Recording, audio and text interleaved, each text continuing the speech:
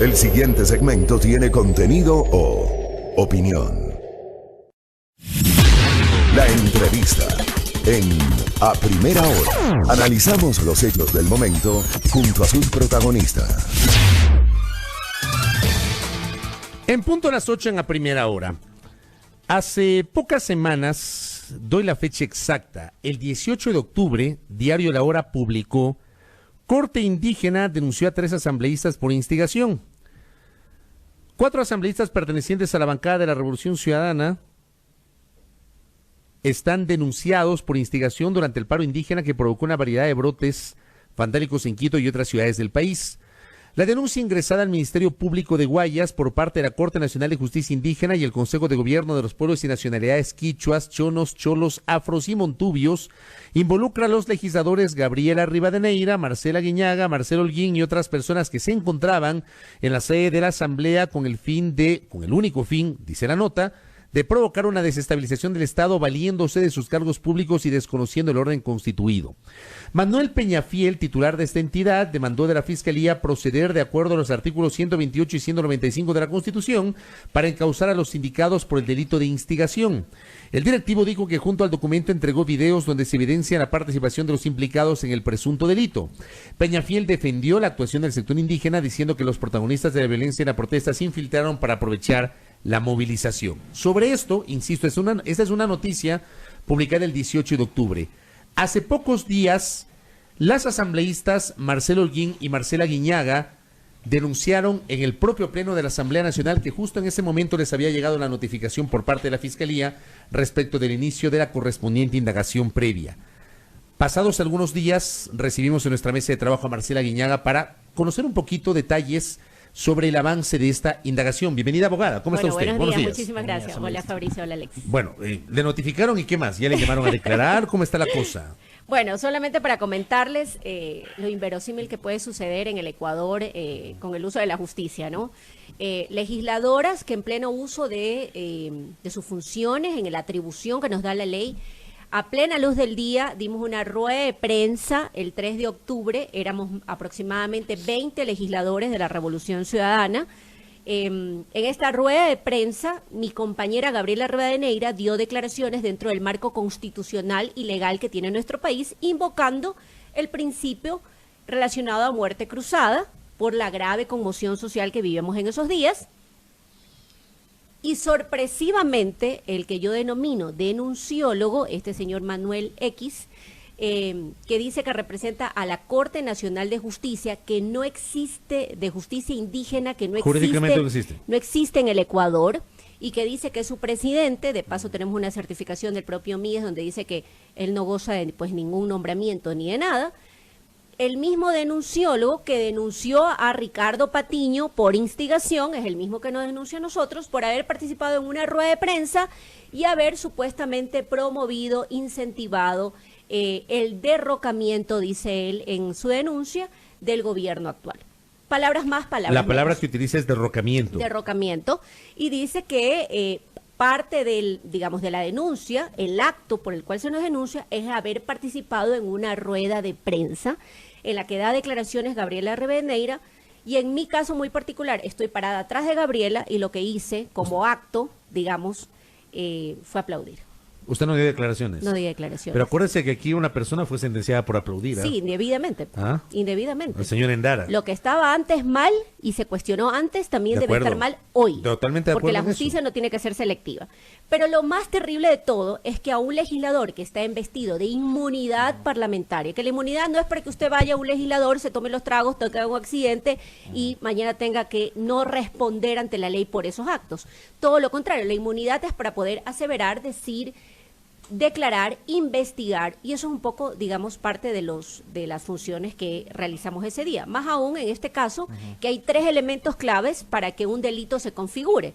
Y esos elementos son que hay un acto, es decir, una acción. Lo segundo, que sea antijurídica, y lo tercero, que seas culpable. Si ni Marcelo Holguín ni yo hablamos de qué acto estamos hablando, y es más, el antecedente sería terrible porque un legislador entonces no podría aseverar, decir ni opinar, porque entonces sería sujeto de investigación. El hecho de que este señor Peñafiel se atribuya el ser representante o presidente de una organización que no existe en registros ni nada, ¿eso no implica algún tipo de delito, abogada? Sí, porque bueno. ¿Quién lo eligió? Cuando yo lo veía en una entrevista en televisión y se presentaba como presidente de la Corte Nacional de Indígena. Justicia Indígena. ¿En qué momento se creó ese organismo? ¿Quién lo eligió? Es ¿Dónde? correcto. ¿Cómo? Bueno, podría estarse atribuyendo funciones que no tiene o de cargos, o podría también una forma de ser, digamos, pretender ejercer, digamos, una función o en este caso una representación que no tendría. Sí, podría ser sujeto de algún tipo de cometimiento de algún tipo de delito. Pero, sin embargo, lo que coincide es que este mismo señor, que aparte de que se declara, es que yo soy ciudadano, dice, y puedo denunciar cualquier cosa, sí, es verdad. De acuerdo a nuestro ordenamiento jurídico, denunciar. cualquier persona puede denunciar. Pero si usted denuncia, tiene que saber también que responde por los hechos que declaren dicha denuncia. Porque se puede revertir. Por supuesto. En este Y caso, el declarar la señor denuncia maliciosa y tiene- temeraria. Correcto. Este señor va a tener que demostrar que las legisladoras y los legisladores de la Revolución Ciudadana, aproximadamente entre 16 y 20 legisladores, procedimos y cometimos, y hay elementos supuestamente del delito, digamos, el cometimiento del delito de instigación. Usted es abogada. Expliquemos a la audiencia, explíquenos a nosotros, por favor, ¿qué es instigación? Bueno, instigación es un delito penal que consta en nuestro ordenamiento jurídico, que básicamente es influir en una persona para que cometa un delito. Supuestamente, lo que dice el denunciólogo es que de alguna forma estábamos incitando a la ciudadanía al levantamiento, que es parte, palabras más, palabras menos, de lo que dice de su denuncia. Cuando las declaraciones de mi compañera Gabriela Rivadeneira fueron, primero, en las instalaciones de la Asamblea Nacional, en segundo lugar, a plena luz del día, en tercer lugar, lo que dijo claramente es que había un requerimiento de la bancada de la Revolución Ciudadana presentada por escrito al presidente de la Asamblea para que convoque a una sesión extraordinaria para conocer y analizar primero la grave conmoción social que vivía el Ecuador en esos días, más la repercusión del Estado y el decreto de excepción que se había declarado porque había limitación a los derechos constitucionales de los ciudadanos. Que si como resultado de eso se analizaba quizás un incumplimiento de funciones por el primer mandatario, bueno, habría la posibilidad de llevar adelante el principio constitucional de muerte cruzada. Eso es, digamos, lo que dijo mi compañera Gabriela Rivadeneira. Es una declaración política, además, ¿no? Absolutamente política. O sea, si vamos a las páginas de la historia del Ecuador, digamos, cada vez que ha existido una revuelta, los políticos hacen declaraciones en torno a la estabilidad o no del gobierno de turno. Así que me parece que es evidente que lo que se busca es, usando a esta persona, que insisto, no es al azar, que sorpresivamente tiene espacios en medios públicos. ¿Por qué no es al azar? Porque es la misma persona. Considera entonces que hay una suerte de... Sí, está siendo utilizado de por arreglo, alguien. está siendo utilizado, Está siendo por alguien, utilizado ajá. por alguien porque es la misma persona que denuncia a Ricardo Patiño del delito de instigación por haber dicho un discurso vehemente, un discurso que se dice de arenga cuando uno está con la militancia. Y está claro que eso es una forma, digamos, esta estrategia busca callarnos, quizás doblegarnos y evidentemente tratar de y la pregunta es ¿por pretender qué a hacernos ustedes dar miedo. ¿Por qué a ustedes tres? ¿Por qué a Marcela Guiñaga, Holguín y Gabriela Rivadeneira? Porque en esa rueda de prensa, en donde interviene también el secretario de su movimiento, Correcto, Virgilio Virgilio Hernández, Hernández. estaba, no sé si la totalidad, pero por lo menos un 70-80% de su bancada, que son más de 30, ¿no? Sí, correcto. Estábamos aproximadamente entre 16 y 20 legisladores de la Revolución Ciudadana. Y coincidentalmente las que somos denunciadas somos 3 mujeres. Gabriela, porque evidentemente fue la que hizo de vocera, y 2 legisladores más, que en mi caso, insisto, estaba parada atrás de Gabriela y aplaudí, no di declaraciones. Y Marcela Holguín, en el caso de ella, es peor todavía, porque llega tarde a la rueda de prensa. Y no estaba en el decir, momento del aplauso. Ni siquiera estaba en el momento de las declaraciones, inclusive. Así que sí creo que es una forma clara y absoluta de acusarnos falsamente del cometimiento del delito de instigación, pretendiendo encubrir no otra cosa más que una verdadera persecución Vamos política. a lo de fondo. Estamos dialogando con Marcela Guiñaga en esta mañana. Vamos a lo de fondo. ¿Quisieron derrocar al gobierno del presidente Moreno? Ustedes. No, en lo absoluto. ¿Cuál era la intención Primero, durante esos episodios de octubre, abogada? nosotros lo que estábamos haciendo primero era reclamar que el Poder Legislativo no podía estar ausente de lo que sucedía en el Ecuador. Legisladores guardados en su casa, y lo que pedíamos es que los legisladores tenían que responderle a la ciudadanía como actores políticos.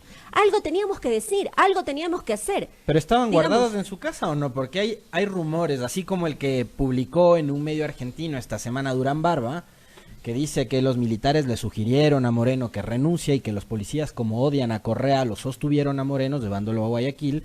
Hay rumores también que dicen que durante esos días César Litardo no estaba en su casa, que él estaba en varias reuniones. Bueno, el presidente Litardo, entiendo que de lo que yo sé, estaba en la ciudad de Quito, muchos legisladores pretendiendo o esperando que se convoque a una sesión del Pleno, lo cual nos habían dicho a través de nuestros coordinadores que era posible que se convoquen en las próximas horas. Estábamos en la ciudad de Quito. Yo no me trasladé esos días a la ciudad de Guayaquil, donde es mi domicilio, esperando que esto suceda. Lamentablemente, digamos, ante la falta de ausencia y pronunciamiento de la presidencia de la Asamblea Nacional, es que nosotros por escrito le solicitamos en el número de legisladores somos. Es decir, si alguien quería que pase la muerte cruzada, necesitábamos mayoría calificada. 91 votos. Y nosotros somos 30. O sea, ¿por dónde íbamos a sacar? A menos que el señor Litardo haya entendido que tenía dudas respecto de otras bancadas políticas, conforme lo dijo en alguna rueda de prensa, y yo lo exhorté a que nos diga cuáles son esos otros legisladores que supuestamente se hubieran unido a ejecutar esta figura que es absolutamente constitucional. Sobre ese tema, sí, es una figura que está en la Constitución. Total. De acuerdo, pero ustedes, ¿qué plantearon esa idea? ¿Dialogaron con otras bancadas, con otros legisladores o no? No, en lo absoluto. Nosotros lo que hicimos, es más, a algunos legisladores les requerimos que si estaban en el mismo nivel de preocupación que nosotros estábamos, de que se convoque a una sesión extraordinaria. Algunos legisladores nos dijeron que no, que estaban en sus provincias, que le era muy difícil venir, que la situación de seguridad era muy compleja. Bueno, digamos, no hubo la posibilidad ni siquiera de llegar a acuerdos para que se convoque a la sesión. A ver, y si se convocaba, ¿cuál cree usted que debía ser el escenario político y la responsabilidad que debía asumir la Asamblea Legislativa? Bueno, yo creo que si se convocaba y el presidente es el llamado a darle la seguridad a los legisladores, primero yo creo que hubiese sido interesante analizar la situación que en esos días pues vivíamos, más allá también de analizar las limitaciones que se pusieron a través del decreto de excepción, porque entre una de las cosas es que si hay protesta, ¿cómo limitas la libre reunión? En la posibilidad de reunirte digamos, en espacios públicos y demás, que fueron una de las limitaciones a los derechos constitucionales que tuvimos en esos días. Más aún, luego que se decretó el toque de queda. Es decir, me parece que sí eran elementos importantes, sí podía haberse de alguna forma, desde el Poder Legislativo, haber dicho, mire, señor presidente de la República, estamos teniendo fallecidos, estamos teniendo heridos. Es hora donde los actores políticos pedimos cautela, mesura, y le pedimos que revise este decreto que ha generado esta suerte de violencia. Pero en esa rueda de prensa, legisladora, hay una declaración de Virgilio Hernández, sí, que claro, probablemente uno puede considerar, yo la considero así, fue desatinada por el momento que vivía y porque además creo que ustedes tenían que y tienen que valorar y sopesar muchísimo en este contexto el uso de las palabras, ¿no? Porque cualquier cosa vemos que va a ser pretexto para que... Bueno, pero entonces, eso no es libertad de expresión. Que yo creo que fue una expresión política, absolutamente política. Dice, o se caen las medidas o se cae el gobierno. Correcto, que fue una expresión política que no se ha dicho hoy. En los 40 años de democracia las han dicho todos los actores políticos de todos los partidos en un momento de revuelta que ha vivido el Ecuador. En estadios de fútbol hemos estado con el contertulio después de mediados de 2015 donde la gente gritaba fuera, Correa, fuera. Y no se metió a todos los miembros que estaban o a los asistentes al partido, se los metió preso, ¿no? Bueno, pero hoy este es un Ecuador diferente. Hoy básicamente juegan esas condiciones adversas donde la justicia, insisto, sigue siendo selectiva. El otro día tenía un debate con un abogado muy famoso de aquí de Quito. Guayaquil no creo que le quieran mucho. Felipe Rodríguez. Y mira, coincidíamos en algo, coincidíamos en que todos los gobiernos, no importa de qué tendencia sean, quieren apropiarse en un momento determinado de la justicia, todos, y es un error. Y creemos también, desde el ámbito jurídico, los abogados, que el Estado de Derecho no le pertenece ni a la izquierda ni a la derecha. En lo que está diciendo yo percibo un sentido de autocrítica. El Estado de Derecho le pertenece a los ciudadanos. Y es una lógica, bueno, sí, él me dijo, sí, yo creo que hay excesos en este momento, coincidimos, como también existieron excesos en el gobierno pasado. Ciertamente, puede existirlos y así, digamos, al fin del día los jueces fueron los que sentenciaron. Lo que me preocupa a mí es que los jueces siguen teniendo un temor reverencial al poder de turno. Político. Correcto. Más aún cuando de pronto mediaba una evaluación de la Corte Nacional que hoy ya está bajando a las Cortes Provinciales. Es decir, hay una suerte donde los políticos todavía no llegan a entender que el Poder Judicial debería mantenerse al margen. Sí, y si hay que hacer la autocrítica, la hago. Cualquier exceso, si antes estaba mal, hoy también tiene que estar mal y tiene que ser criticado. Eso le iba a decir, o sea, dentro de esa autocrítica que yo sí saludo, porque le escucho a usted hoy, como le escuché antes, le he escuchado a Pavel Muñoz generando ese sentido de autocrítica, como también a otros legisladores o ex autoridades del gobierno anterior que sí aceptan, hay otras que no lo aceptan. Yo sí creo, y quiero pedirle su opinión, sí creo que se perdió una brillante oportunidad de generar ese cambio, ese fortalecimiento institucional en la justicia durante la década anterior. Sí, bueno, yo creo que las intenciones de Correa fueron válidas en su momento determinado cuando habló de buscar y pedirle la autorización al pueblo ecuatoriano, de aquella frase tan nefasta que fue meterle la mano a la justicia, para buscar la modernización del proceso judicial en términos generales. Creo que más allá de la inversión que se hizo en infraestructura, en ir hacia un marco jurídico más ágil, más moderno, sí hay cambios estructurales. Creo que en lo que nos equivocamos ciertamente todavía pasa en la calidad y en la capacitación que tiene el recurso humano. Pero es que ahí ya no es cuestión únicamente del gobierno de turno. No es solamente el gobierno de turno, ahí aquí tiene hay que tarea, ver muchísimo, va desde lo personal hasta la formación académica y que hay se da. tarea pendiente también de la academia. Y aquí la academia no puede hacer la mirada a un costado. Y entre eso las universidades y las facultades de Derecho tienen un gran desafío. Preparar a aquellos que quieran hacer carrera judicial con principios claros, ¿no? Hoy tú ves que tenemos al presidente de la Corte Provincial de Guayas suspendido por 90 días por enriquecimiento ilícito. Bueno, a mí me parece que eso me parece un horror, ¿eh? Que el presidente de la Corte haya sido suspendido porque hay presunciones es de horror. De enriquecimiento ilícito. Absolutamente. Me parece oprobioso y hace unos meses escapó de un escándalo también por utilización de bienes públicos. Uso arbitrario de bienes públicos. Entonces lo que yo digo es, no solamente basta que tengamos lindos juzgados, infraestructura, sistema informático y demás. Sí, creo que hay tarea pendiente, quizás en eso fallamos. Y también hago, digamos, esta reflexión. Quizás Correa se excedió en ese momento. Haber dicho, ¿sabes qué? La justicia manténgase como está, para no meterle la mano de lo que hoy es acusado. Entonces me parece que sí, hay los actores políticos debemos tener mucha cautela cuando hablamos del Poder Judicial. El problema es que, de verdad, y esto lo he comentado en un montón de ocasiones, pasó en el año 97 cuando por última vez el Congreso designó a la Corte Suprema, pasó en el 2004 cuando se inventaron ahí un supuesto vacío constitucional, destituyeron a la Corte y crearon a Pichicorte, y pasó también en la última década. Correcto, y es más, y está previo a hoy un calendario electoral, es correcto que se le pregunte a los próximos candidatos a la presidencia de la República, ¿qué van a hacer con la justicia? ¿Cuál va a ser su relación con el Poder Judicial? Eso es clave. Es clave que lo digan, es clave a qué se van a comprometer y qué van a hacer.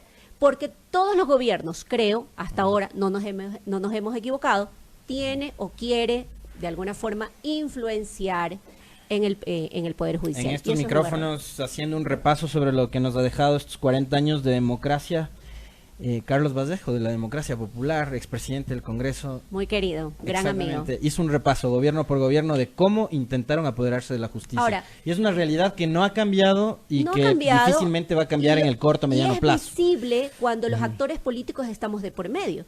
Pero yo siempre digo, el ciudadano común, al que el derecho penal le toca la puerta de su casa el día de mañana y un ser querido está privado de libertad y tiene que enfrentarse al sistema judicial y tiene que enfrentarse a la PJ y tiene que enfrentarse a los peritos y demás. Es realmente, digamos, es esa voz que no llega a estos micrófonos y que se ve forzado a ver que muchas veces el sistema sigue siendo clientelar, sigue siendo corrupto. Sin duda. y sigue siendo de aquel que tiene dinero para pagar los grandes montos que cuestan los honorarios profesionales de los abogados. Déjeme aprovechar su presencia acá, la presencia de Marcela Guiñaga. Sin Gabriela Rivadeneira, sin Carlos Viteri Gualinga, sin Soledad Buendía, ¿cómo queda la bancada de la Revolución Ciudadana en la Asamblea Nacional? Bueno, básicamente lo que tenemos en el caso de Gabriela, su alterno José Hualzaca. José Hualzaca sigue nuestra línea, así lo ha ratificado. En el caso de Soledad Buendía, Carlos Viteri, tenemos 2 pérdidas ahí de curules, eso es importante que lo digamos. Sus alternos pertenecen a Alianza País. Pertenecen a Alianza País y han manifestado su respaldo al gobierno de Moreno. Pero ya perdieron definitivamente esas curules, o hay la posibilidad de que Viteri y Buendía puedan regresar a la Asamblea. Porque en cualquier momento donde los legisladores Buendía y Viteri decidan dejar la protección de la embajada mexicana, pueden regresar a sus curules sin ningún obstáculo legal. Ellos no tienen ninguna denuncia, además. Entiendo que en el caso de Soledad y de Carlos no tienen ninguna investigación en curso. Ajá. Soledad ha sido llamada a rendir versiones en algunas investigaciones. Lo va a hacer vía Skype, me parece, por Correcto, algún caso me parece que específico en estos días. 30S y algún otro más que no Por el recuerdo. caso de en este Froilán momento. Jiménez. Correcto. Y Carlos Viteri entiendo que no tiene aperturada ninguna investigación. Y en el caso de Jofre Poma, estamos a la espera de que una vez que él ha sido sentenciado, su sentencia no se encuentra ejecutoriada, pero es una sentencia menor a 2 años de prisión, pueda darse paso a la suspensión condicional de la pena y pueda regresar a ejercer su cargo de legislador. A ver, pero la suspensión condicional, perdón, Contertulio, la suspensión condicional fue negada para el caso de Poma. Fue negada indebidamente y aceptada para el prefecto de Sucumbíos. Así es, absolutamente. ¿Pero por qué absurdo. le negaron a Poma eso? Le negaron porque le dijeron que dentro del sistema informático de la función judicial había una denuncia, me parece que en Esmeraldas, que tenía desde el año 2013, 2014, habían pasado más de 2 años, donde supuestamente puede estar aperturada la investigación y no había sido archivada. Es decir, un trámite procesal al fin del día. Entiendo que eso en días pasados ya ha sido archivada, por lo tanto no tiene antecedentes penales el legislador Poma, con lo cual los jueces deberían revisar la negativa de la suspensión condicional de la pena y permitirle ejercer el mismo derecho que lo ha hecho el prefecto de Pero Sucumbíos. podrían probablemente no acceder, el juez de la causa o la justicia no acceder a esa suspensión condicional de la pena. Ah, sí, podría pasar. Y el perder pasar, definitivamente ilegal. era curul. Bueno, mientras no esté ejecutoriada la sentencia, Sigue siendo legislador. sigue siendo legislador. Correcto. Abogada, ¿cuál es su lectura en lo político y digamos también su análisis o su reflexión sobre las reacciones que han tenido tanto el Ejecutivo, la Asamblea y los diferentes actores políticos después de las manifestaciones de octubre y digamos también viendo cuánto ha influido eso en la región, porque Ecuador fue, digamos, como que un primer momento para que después explote Chile, Bolivia y otros países también? Bueno, Entonces, yo creo que hay algunos mensajes que nos dio la revuelta de octubre. Lo primero es que los políticos no están escuchando el clamor y la indignación y la desesperanza que tiene el pueblo ecuatoriano. El pueblo ecuatoriano tiene hambre, el pueblo ecuatoriano no tiene opciones de encontrar un trabajo, hay desesperanza y tú lo puedes ver en muchos estudios estos de encuestas que se hacen. Una de las cosas que te enseñan a los políticos en nuestros primeros cursos que tomamos es la necesidad de cuidar el ánimo de la población. El ánimo de la población siempre tienes que cuidar de que esté en positivo, de manera que cuando tomas una decisión en política pública que no puede gustarle a un segmento de la población, la gente lo toma medianamente bien. Hoy el ánimo de los ecuatorianos es bajo, hoy mayoritariamente se indican en estos estudios que la gente está con desesperanza, cree que nos va a ir peor, que no vamos por buen camino, una suerte de negatividad generalizada, ¿no? En primera instancia. Lo segundo, creo que queda claro en esta revuelta que los actores políticos de los grandes partidos o organizaciones políticas fueron los grandes derrotados. Hay una nueva representación y también salen estos últimos análisis que se han hecho, que si bien es cierto, la dirigencia como organización social indígena, los ciudadanos sintieron que gracias a ellos no subió el pasaje y sus condiciones de vida no empeoraron. También es cierto que su representación electoral, que es Pachacutic, no ha capitalizado este reconocimiento que le hace la ciudadanía. Ojo con eso, estoy diciendo entre líneas que no necesariamente quiere decir que por más que la gente lo reconozca, vayan a votar por Pachacuti. Es un punto que lo pongo a discusión. En tercer lugar, creo que queda claro que tenemos un gobierno absolutamente debilitado, y una muestra de ello es lo que le pasó en la Asamblea Nacional con el archivo del proyecto de ley. Un gobierno que no tiene un rumbo en el ámbito económico. Nos dijo me parece que luego de que derogaron el decreto 883, que a los pocos días iban a mandar el decreto de la focalización de los subsidios. Hasta el día de hoy no existe, pero sin embargo en la reforma presupuestaria sí dice que hay focalización de subsidios. Cosas como Fija un esa. precio de la gasolina extra. Correcto. Sin subsidio, un porcentaje del subsidio se levanta de la extra y se mantiene para el diésel. El diésel, sí. El gas sigue sigue teniendo subsidio de acuerdo a la proforma. Es una suerte de que el gobierno, digamos, busca oxígeno para terminar su periodo, pero que es un gobierno muy débil que va a tener que dejar muchas decisiones en stand-by, como la reforma laboral, como entre otras cosas, que la ha reforma perdido de la seguridad apoyo social. político en la Asamblea, sí, pero que tiene otro tipo de soportes Correcto. y otro tipo Tiene de el capital, respaldos que le siguen haciendo económico, fuerte. la banca, ciertos medios de comunicación, no voy a generalizar, sí, son los que de alguna forma lo sostienen al gobierno, pero está claro que tiene una bancada que no responde a los propios intereses digamos, de las políticas públicas que plantea el gobierno nacional. Tú ves que es una bancada que a veces es de 30, otras veces de 40. Bueno, de hecho, en el archivo del proyecto urgente hubo, me parece, 4 o 5 legisladores de esa bancada que se abstuvieron. Que me parece que ya no son de esa bancada. En algunos casos ya se han declarado independientes y así se ve. Y así se ven sus votaciones. Con esto cierro. ¿Por qué festejaron ustedes como una victoria política de la Revolución Ciudadana el archivo del proyecto urgente? Bueno, yo creo que la victoria no es de la Revolución Ciudadana, la victoria es del pueblo ecuatoriano. Pero fueron los únicos que festejaron ustedes en la Asamblea. Bueno, digamos, porque era una suerte de ser que es el primer día fuimos la bancada que dijo que debería archivarse porque era un proyecto lesivo a los intereses del pueblo ecuatoriano, y teniendo 29 votos con todo adverso, digamos, pudo conseguirse un acuerdo puntual con otras bancadas, que no quiere decir categóricamente que haya pacto entre Correa y Nebot. Así es, que quiera decir que hay una nueva mayoría en la Asamblea Nacional. Y No eso, hay pacto entre la Revolución Ciudadana y el Partido Social Cristiano. no ha existido. Hay conversaciones puntuales como la que hicimos en ese momento de mucha altura con los coordinadores de la bancada del Partido Social Cristiano y pudimos llegar a tener los 70 votos. Antes de cerrar, yo sí quisiera que usted se pronuncie, abogada, sobre la apuesta que le hizo ayer, 25 de noviembre. Sí. En un país Atrevida, tan conservador, una apuesta atrevida. en un país conservador, machista, intolerante, como el que tenemos, que una legisladora como usted lo haga, me parece que es una apuesta valiente. ¿Por qué lo hizo? Cuéntenos. Bueno, lo hice porque creo que era una forma de comunicar diferente. A veces nos escandaliza ver el cuerpo desnudo de una mujer, pero no nos escandaliza la violencia a diario de la que somos víctimas. No solamente la violencia física, sino la psicológica, y más aún aquellas que estamos en política, la violencia política que muchas veces creen que es tolerable. Así que me parece que fue una apuesta para romper conceptos, estereotipos, llamar la atención y generar conciencia. Aunque las mismas feministas sean las que les ataquen a Aunque sean las ustedes y mismas se les acabe la feministas sororidad, ¿no? Totalmente. Me parece que eso es interesante, y agradecer a los caballeros.